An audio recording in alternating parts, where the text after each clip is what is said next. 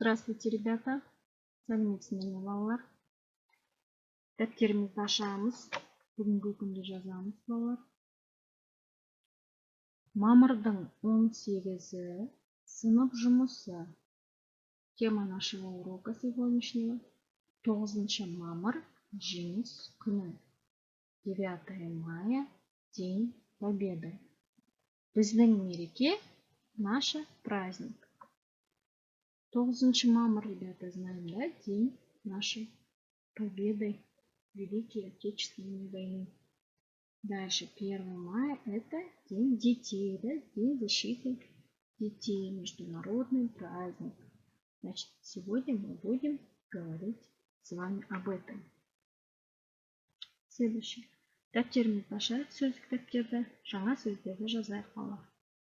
Балаларды қорғау күні. День защиты детей. Еще раз повторяем. Балаларды қорғау күні. Шолу.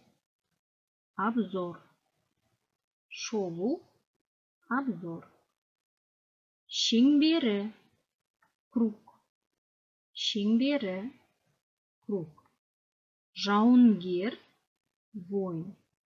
Жауынгер. Ұмытпау. Не забывать. Ұмытпау. Жау. Враг. Жау. Враг.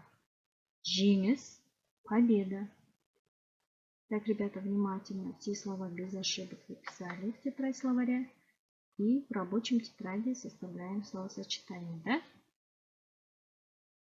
Жеңісті ұмытпау, например. Так составляем словосочетание. Теперь внимательно читаем этот текст со мной вместе. И запоминаем, о чем это текст. 9 мамыр жеңіс күні. 9 мая День Победы. Жауынгерлер отанды жаудан қорғады.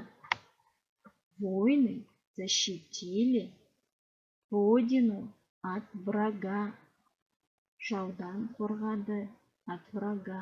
Отанды, родину. Олар 4 жыл соғысты. Они воевали 4 года. 4, да? Бауыржан Момышұлы, Талғат Бигелдинов, Сергей Луганский, Мәншік Мәметова, Алия Молдағұлова, жауынгер батырлар. Ребята, они батыры, герои, воины, герои. Значит, кто они? Алия Молдағұлова, Бауыржан Момышұлы, Талғат Бигелдинов, Сергей Луганский, Мәншік Мәметова. Еще много-много людей, которые бабушки, дедушки наши, да, воевали. Они все воины, батыры, ребята. Олар жеңіске жетті. Они победили. Ұлы жеңісті адамдар ұмытпайды. Великую победу люди не забудут. Ұлы жеңіс, ребята, великая победа. 9 мамырда мәңгілік алауға гүл қоямыз. 9 мая мы ложим цветы на вечный огонь. Мәңгілік алау – это вечный огонь, ребят. В этот день, именно 9 мая, мы ставим цветы за память, кто участвовал на войне, да, ребятки? Запомнили текст? Еще раз внимательно прочитайте сами, выговорите все слова.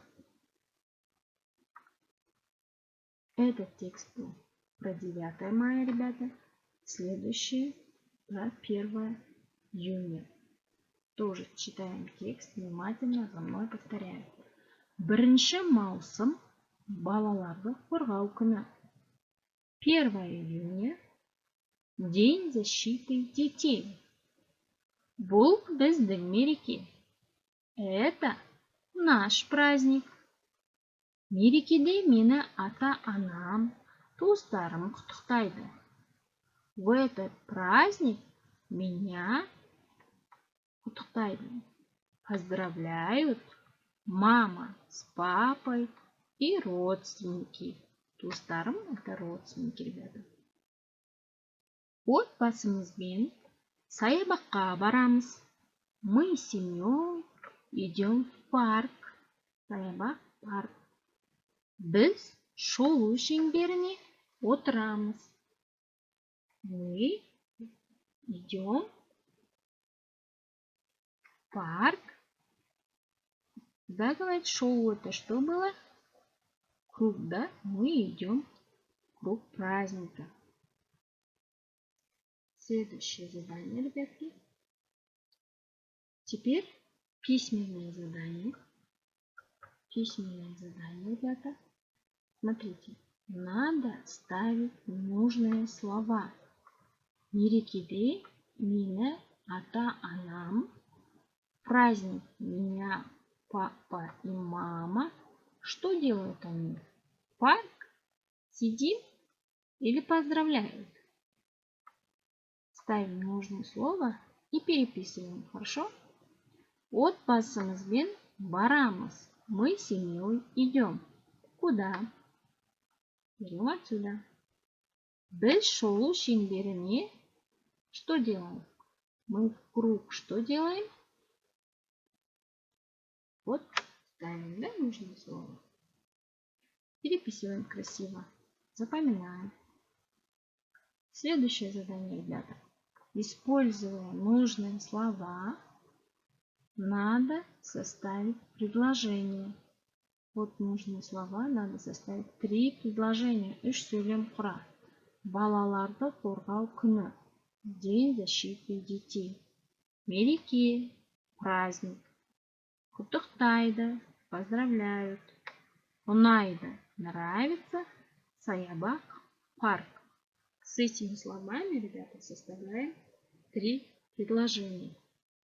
Хорошо? Запомнили? Значит, 2 письменных задания, которые вы должны мне записать в тетради. Первое — ставить нужные слова. Второе — надо будет вам составить предложение. И 2 текста, которые надо запомнить. Хорошо? И когда после обеда у нас время, мы дальше пройдем про наших батыров по отдельности. Хорошо? Поэтому вам надо будет сначала запомнить этот текст.